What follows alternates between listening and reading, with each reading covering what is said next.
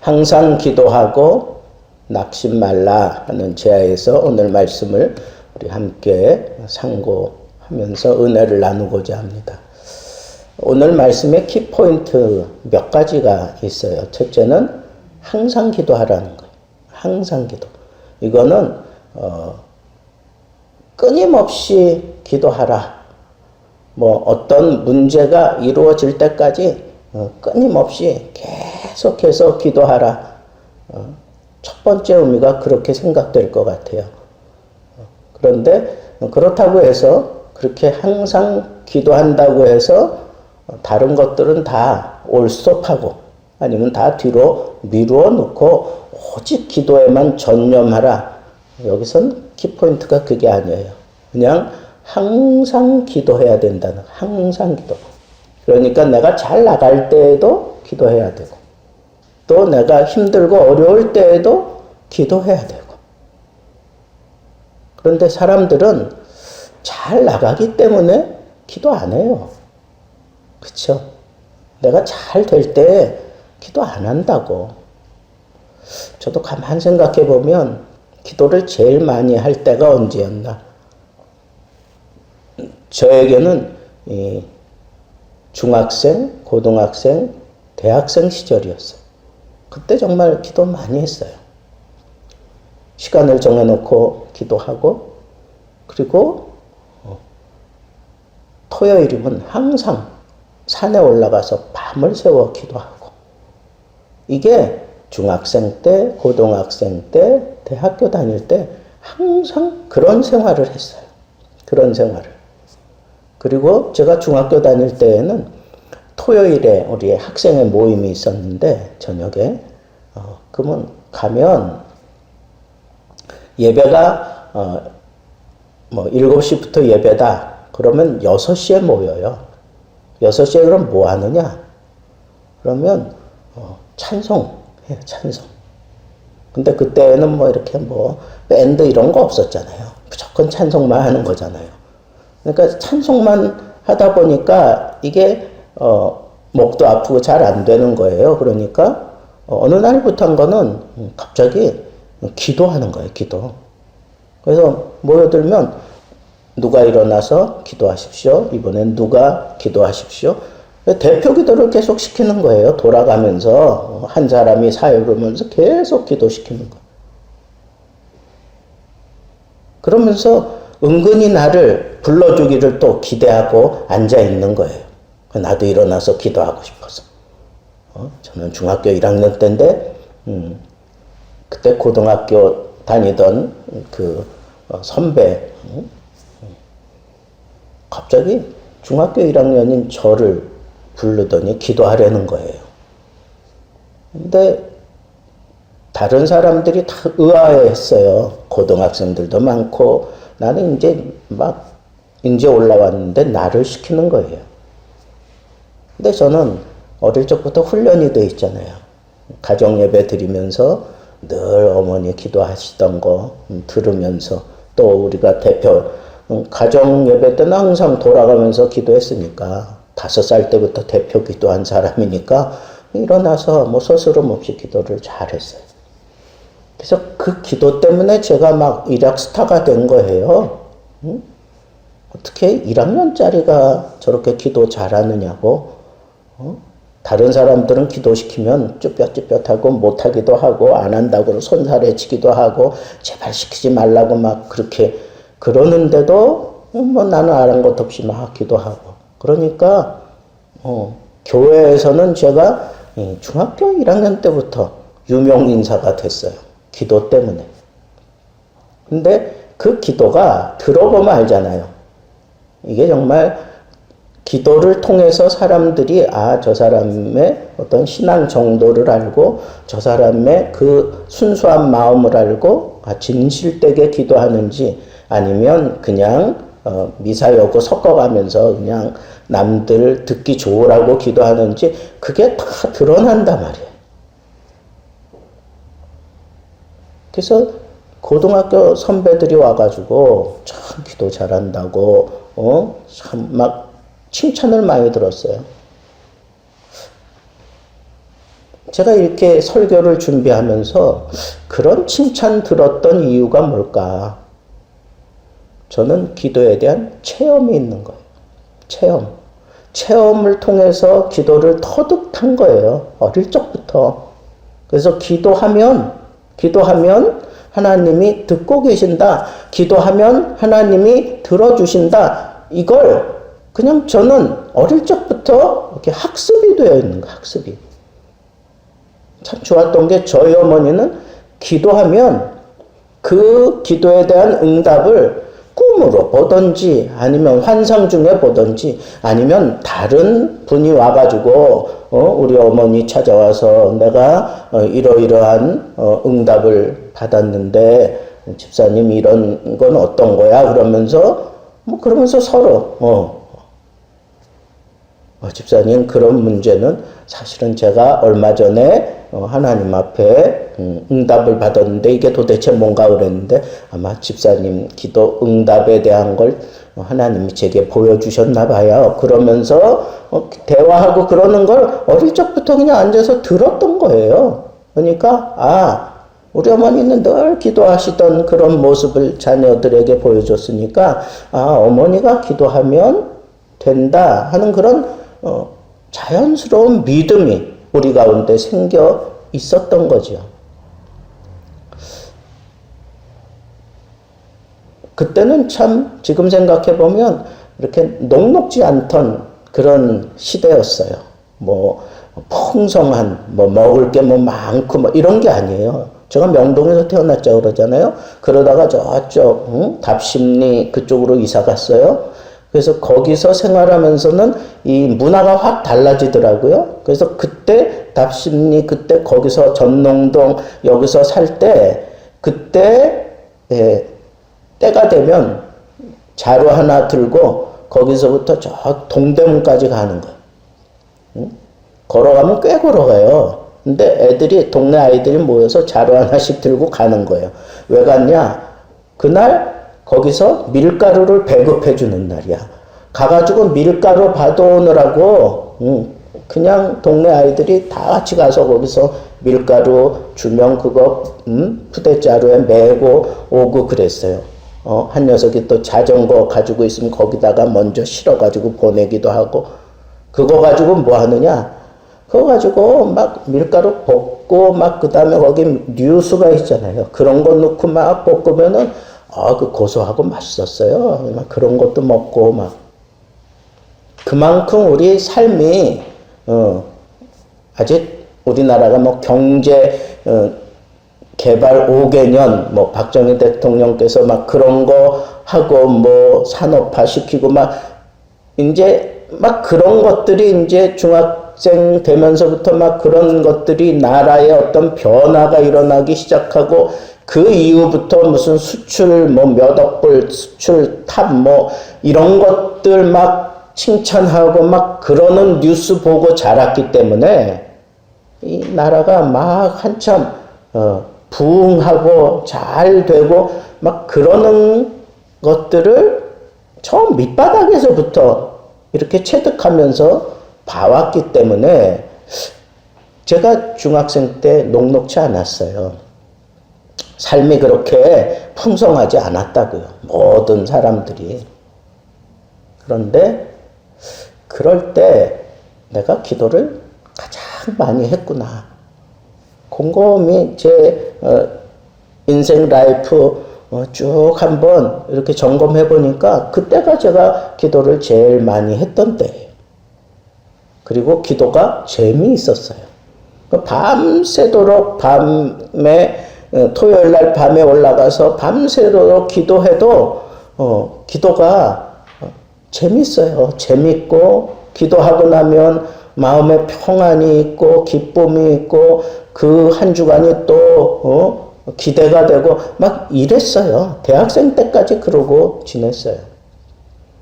근데 제가 대학교 졸업하고 그 다음에 대학원 가고 그러는 동안에 이 나라가 경제적으로 상당히 확 달라졌어요. 근데 그때부터 제가 아이러니하게도 신학대학원에 들어가서 대학교 때까지는 막 그랬는데 대학원에 들어가서 기도가 점점 이렇게 약해지기 시작했어요. 항상 기도하지 않아. 사는 게 편안하고 사는 게 좀 넉넉해지니까 기도 안 해요.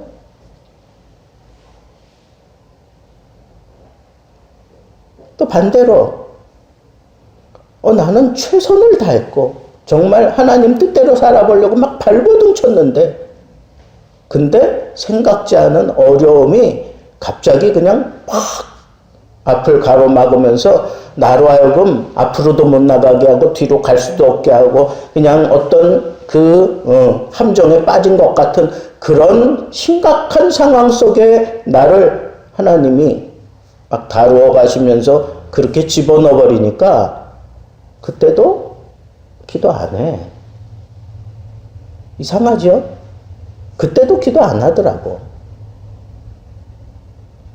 그런 심각한 상황 속에서 기도 안 할 때의 상황을 우리는 낙심이라 그래. 낙심. 잘 될 때, 모든 것들이 자풍성하고 다 잘 되어갈 때 기도 안 하는 것, 그거는 뭘까요? 그건 게으름이에요.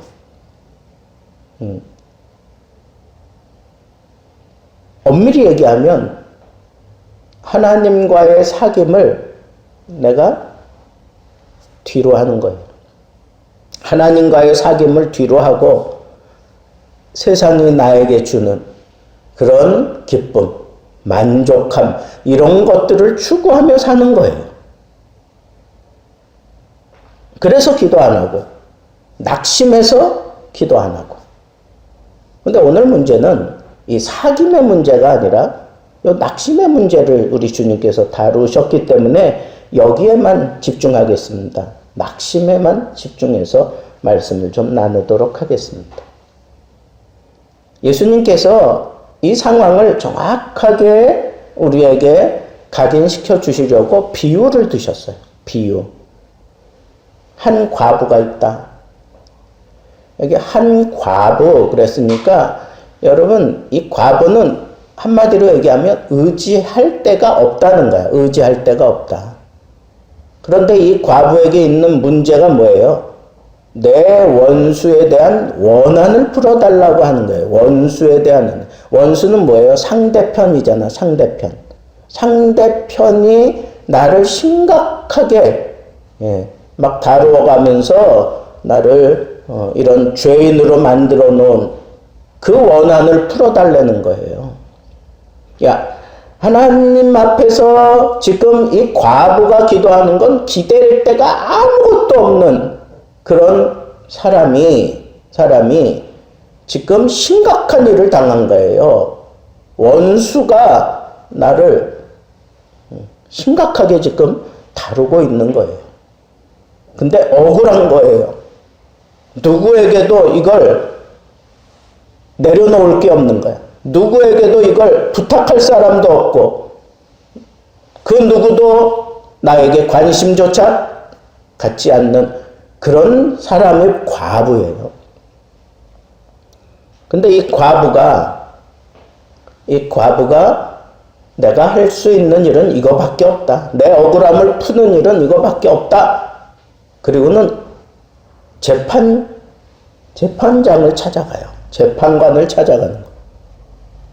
근데 이 재판관이 어떤 사람이라고 그랬어요? 하나님을 공경하지 않아. 그리고 사람을 무시해. 여러분 이게 그 시대, 로마 시대에 하나님을 공경하지 않고 사람을 무시한다. 이 얘기는 뭐냐 하면 내가 왕이다 그런 뜻이에요. 그런 의미예요. 그러니까 안하무인이지. 그죠? 사람을 무시해요.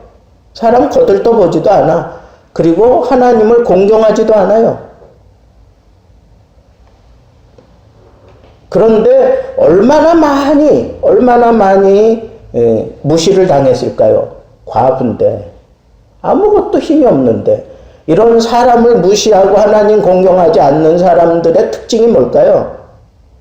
사람을 사람 취급을 안 해. 그렇잖아요. 교만하고 거들떠도 않고 상대적으로 돈이나 누가 갖다 주면 관심 가지고 그 사람 편 들어주고 부하매동하는 사람이 그런 사람이잖아요. 근데 그러한 사람일지라도 이 과부가 계속해서 찾아가는 거예요. 계속해서 가. 여기 보면 그 시제상 한 번도 그치지 않고 계속해서 찾아가는 거예요. 계속해서 찾아가.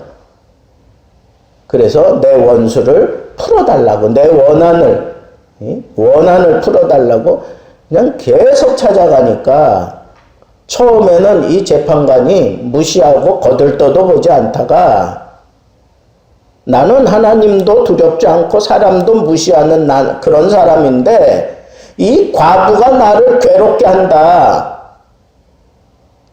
내가 그 원한을 풀어주지 않으면 늘 와서 나를 괴롭게 할 것이다. 여기 괴롭게 한다라고 하는 얘기는 뭐냐 하면 이건 복싱 용어예요. 그 당시에 이 복싱 용어야. 뭐냐? 눈 밑을 가격한다. 눈 밑을 가격한다. 여러분 권투 선수들이 권투하다가 이 눈 밑에 막 펑펑 막 부풀어 오르잖아요. 뭐 찢어지고 그러면 이게 막 그러면 안 보여. 쓰라리고 안 보이고 그러면 계속해서 뭐 피해 다니다가 얻어맞다가 그러다가 KO 당하든가 아니면 져요. 이게 얼마나 이게 갑갑하고 힘든 건지 몰라.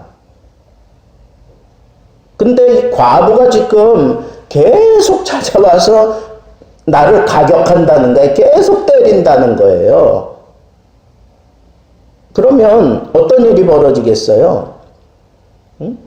내가 이 눈 밑에 가격을 당함으로 인해서 나도 모르게 다른 사람들에게 무시당하는 그래서 내 명예가 더럽혀지는 그런 일들을 당할 수 있겠다. 그런 생각이 들었던 거예요.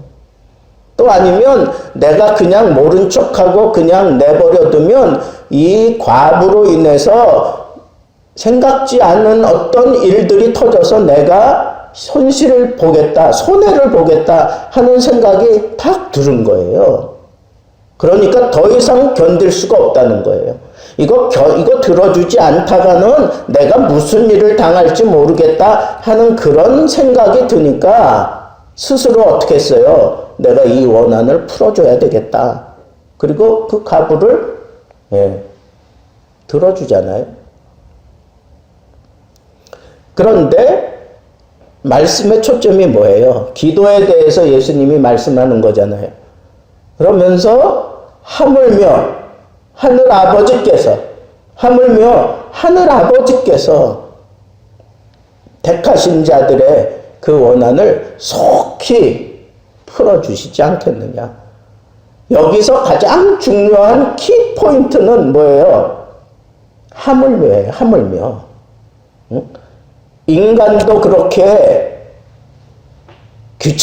귀찮아서라도 그 불의한 그 재판관이 귀찮아서라도 들어주는데 하물며 너희는 내 자녀들 아니냐? 나는 하늘 아버지가 아니냐?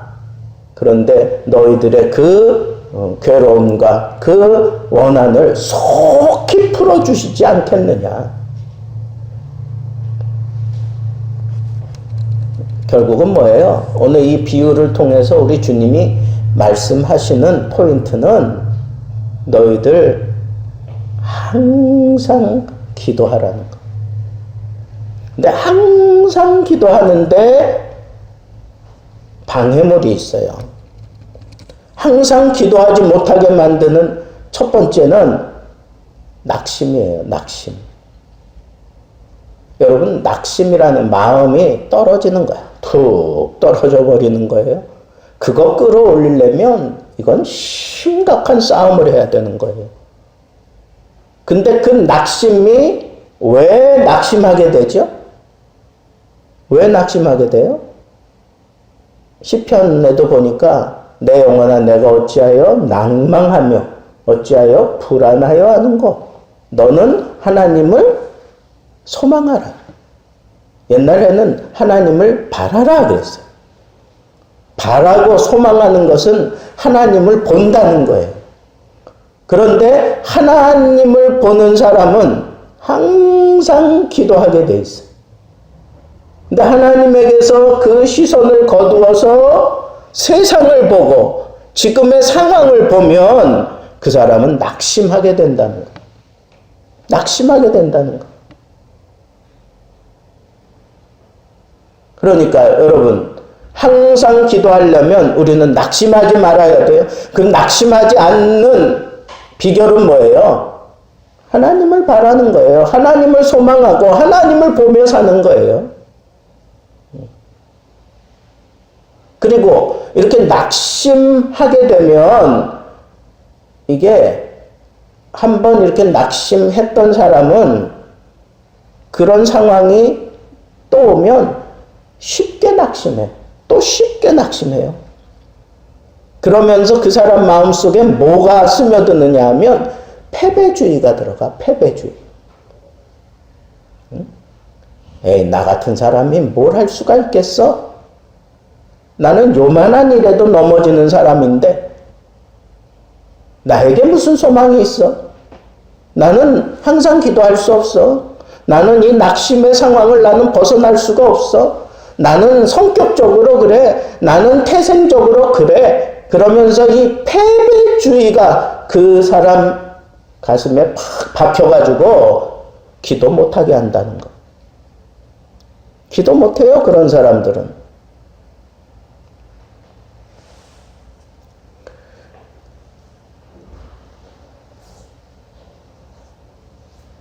하나는 낙심이라면 또 다른 하나가 있는데 기도하지 못하게 만드는 또 하나는 의심하는 거예요. 의심하는 거.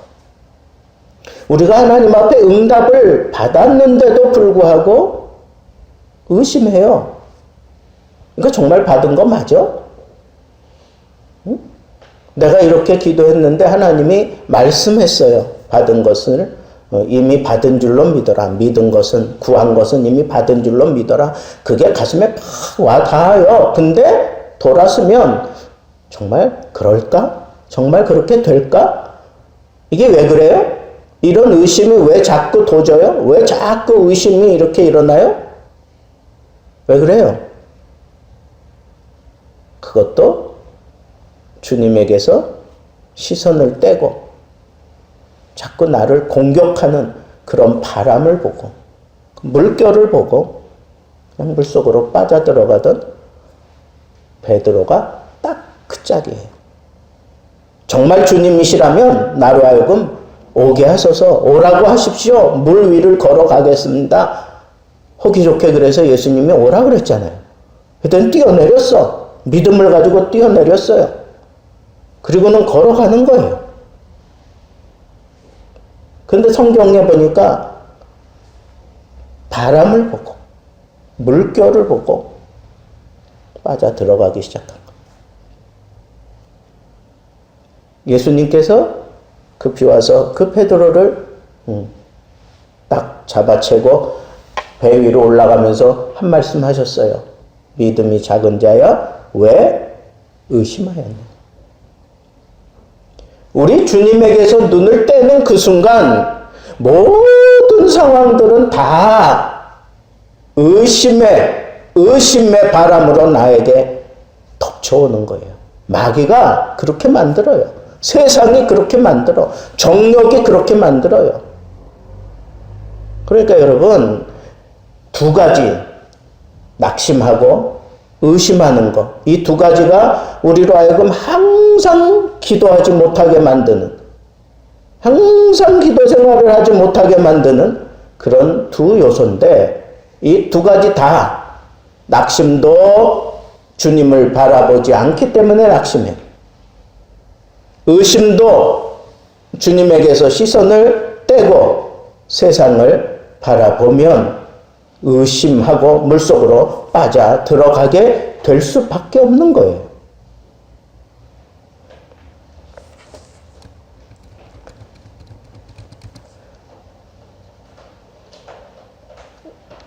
시편 43편에 다윗이 그 낭망을 떨쳐내는 세 가지 방법. 세 가지 방법. 하나님을 기억해내는 데 있었어요. 하나님을 기억해내는 거예요. 이전에 나를 도와주셨던 하나님을 기억해내고, 또 얼마든지 내 삶을 바꿔놓으실 수 있는 그 하나님을 기억해내고, 이전에 나와 함께 하시며 내게 약속하셨던 그 하나님을 기억해내고, 하나님을 다시 기억해내면서 이 낭망을 떨쳐냈어요. 두 번째는 생명의 주께 기도하는 거였어요. 기도하는 거였어요. 우리 주님이 말씀하셔서 내가 너와 함께 한다. 내가 너를 품어 안고 있다. 내가 너를 승리하게 할 것이다. 주님의 말씀이 들려질 때까지 그치지 않고 기도하는 거예요. 그치지 않고 기도하는 거야. 이 과부가 불의한 재판관일지라도 끊이지 않고 계속해서 늘 찾아가면서 그에게 심각한 타격을 주고 결국은 응답을 받아냈던 것처럼 기도하는 것은 그렇게 기도하는 거예요. 그게 기도예요. 이루어질 때까지 끈질기게 항상 하나님 앞에 기도 생활을 하기 위해서 혹이라도 내가 실수하여 넘어졌을 때 그때 일어날 수 있는 비결은 기도하는 거예요. 기도해서 계속 기도할 수 있는 그런 자리에 오르는 거예요. 마지막 세 번째는 하나님 앞에 제단을 쌓는 일이었어요. 제단을 쌓는 일, 그건 뭐예요? 예배 드리는 거예요. 예배 드리는 거. 예배에 집중하세요. 내가 좀 마음이 좀 껄쩍지근하고 뭔가 좀 힘들다. 내 이 믿음이 조금 쇠퇴해지는 것 같고 낭망할 만한 그런 상황들이 내 앞에 펼쳐지기 시작한다. 그러면 예배에 집중하세요. 예배. 생명의 주께 내가 나아가서 그 단에 나아가서 철저하게 나를 쳐서 복종시키고 제단에 제물이 올라갈 때 죽고 난 이후에 올라가는 것처럼 철저하게 나를 죽이고 하나님을 찬양하고 하나님을 바라보는 그런 믿음이 다시 회복되어지는 가장 좋은 방법은 예배하는 거예요. 예배하는 일이에요. 예배하는 자리에서 은혜 받았던 사람은 그 예배를 잊지 못할 뿐 아니라 좀처럼 세상에서 넘어지지 않아요. 왜? 예배는 기도도 있고 말씀도 있고 헌신도 있고 교제도 있고 하나님과의 깊은 사귐도 있고 성령의 은사도 있고 이런 종합적인 그 모든 것들이 총화가 되어서 나에게 어떤 은혜 끼치고 길을 만들어 놨기 때문에 여간해가지고는 안 넘어져요. 예배에 성공한 사람은 세상에서 실패하지 않습니다. 다윗이 이처럼 하나님을 기억해내고 기도하고 예배를 통하여 낭망을 떨쳐내고 오히려 하나님을 소망하라고 하는 그런 메시지를 우리에게 던져 주었던 것처럼 우리도 항상 기도해야 돼요.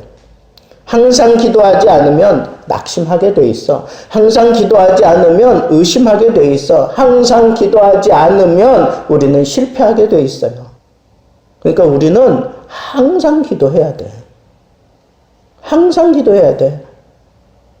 그런데 항상 기도하는 그 키는 하나님을 바라보는 데 있어요. 예수 그리스도를 바라보고 똑바로 걸어가는 데 있어요. 하나님만 소망하세요. 하나님에게서 시선이 떨어지면 낙심하게 되고 의심하게 되고 패배주의에 젖고 그리고 조급한 마음이 생기고 그리고 온갖 세상의 시련이 나를 괴롭게 하고 실패하게 만드는 그런 바람에 시달리게 될 거예요. 우리는 항상 기도하며 살아야 되는 그런 부름을 받았다고 하는 이 사실을 늘 명심하시고 하나님을 바라보는 그 시선이 그쳐지지 않으려면 항상 기도하면서 혹이라도 내가 기도 생활에서 조금 이탈했으면 하나님을 기억해내세요. 기도하세요. 기도하는 자리로 나가세요. 예배를 통해서 다시 나를 회복시키세요. 그리고 나면 우리가 하나님이 기대하는 그런 멋진 그런 삶을 살아갈 수 있게 될 것입니다. 오늘 말씀 우리가 우리 마음에 담고 하물며 주의 백성들에게 속히 응답해 주시지 않겠느냐 하는 이 말씀 속에 반드시 하나님이 응답하신다. 그리고 철저하게 하나님의 뜻을 따라 내게 응답하신다. 그러니까 하나님의 뜻대로 하는 거예요. 그러니까 내가 원하는 시간에 내가 원하는 타이밍에 딱딱 떨어지면 그러면 하나님이 무슨 기도에 대한 응답할 필요 뭐가 있겠어요? 내가 그만한 능력자라면 그리고 내가 구하는 것 가운데도 잘못 구하는 게 많기 때문에 하나님이 혹 지체하시는 듯 보인다면 하나님을 인정하세요. 하나님이 옳습니다. 지금 나는 이 타이밍에 하나님이 이렇게 주시는 걸 원하지만 하나님이 이렇게 막으시는 데에는 하나님의 깊은 섭리가 있으리라고 믿습니다. 하나님을 인정하고 하나님을 기다리세요. 기다리세요. 그러면 우리에게 더 좋은 것으로 응답해 주시고 반드시 응답해 주시는 하나님을 경험하게 될 것입니다. 우리도 여기 이 말씀을 통해서 도전받은 대로 자기를 점검하면서 항상 기도하는 사람 되겠습니다. 하나님, 나 항상 기도할 때를 항상 기도할 테니 하나님 나를 도와주십시오. 나를 붙들어 주십시오. 어떤 상황에도 낙심하지 말게 하시고 어떤 상황에도 의심하지 말게 하시고 하나님만 바라보며 기도로 승리하는 삶을 살게 하옵소서. 이것이 오늘 이 말씀을 통해 우리가 얻은 지혜로운 응답이라고 믿습니다.